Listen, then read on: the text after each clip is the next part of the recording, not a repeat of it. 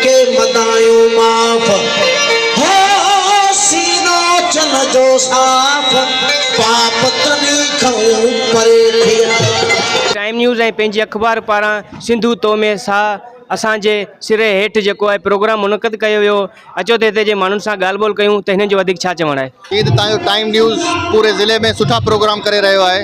तीअं ई अॼु मीरवा गोरचाणी press club जो बि अॼु बहितरीनु प्रोग्राम जंहिंमें सभु फनकार तां घुराइनि ऐं आऊं दुआ घुरां थो इंशाल्लाह अहिड़ा प्रोग्राम हमेशह शादाबाद हुजनि ऐं इंशाल्लाह ईअं ख़ुशियूं ऐं झुमरियूं जेका बि मखलूक गॾु थी आहे उहा मोहबत ऐं प्यार प्रेम जूं झोलियूं भरे वेंदी। नौजवान नंढा वॾा पोड़ा पका सभु शिरक थिया आहिनि। असांजी तहज़ीब तमामु पुराणी आहे, हज़ारों साल पुराणी आहे, जंहिंमें असां सिंधी टोपी अजरक पाए हिते सेलिब्रेट कराया आहियूं। ये माजी साईं जी महफ़िल में हिते जा माण्हू तमामु पुरजोश हुआ।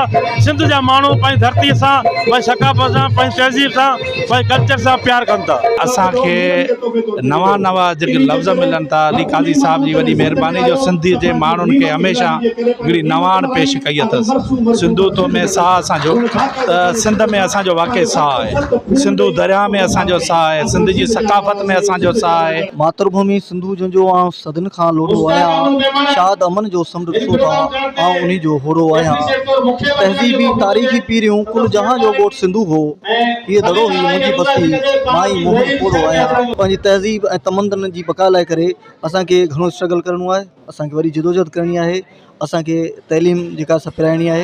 अहिड़ा प्रोग्राम सिंध पूरी सिंध लेवल ते जेके प्रोग्राम सजाईंदा रहजनि। ॿोली तइलीम ऐं उन सां गॾु असांजी सकाफ़त उजागर थी, उन उजागर थियण सां ई असांखे जेके पुराणी शयूं आहिनि जेके असां रोज़मर्रा जी ज़िंदगीअ में अॼुकल्ह भुलिजी विया आहियूं, उन्हनि शयुनि खे असां जेको सो उन्हनि खे उजागर कयोसीं ऐं उन्हनि खे असां जेको सो उन्हनि खे हाणे अॼु असां नौजवान तबिके खे असांजी जेके पंहिंजी तहज़ीब जी ख़बर पई, असांजी सकाफ़त जी ख़बर पई, असांजी जेके पुराणी शयूं आहिनि जीअं मिसलन काफ़ी अहिड़ियूं पुराणी शयूं आहिनि जिन खे असां विसारे वेठा हुआसीं ऐं उनखे असां इन्हनि ॾियारनि ते जेके मल्हाए असां उन्हनि खे उजागर करियूं था।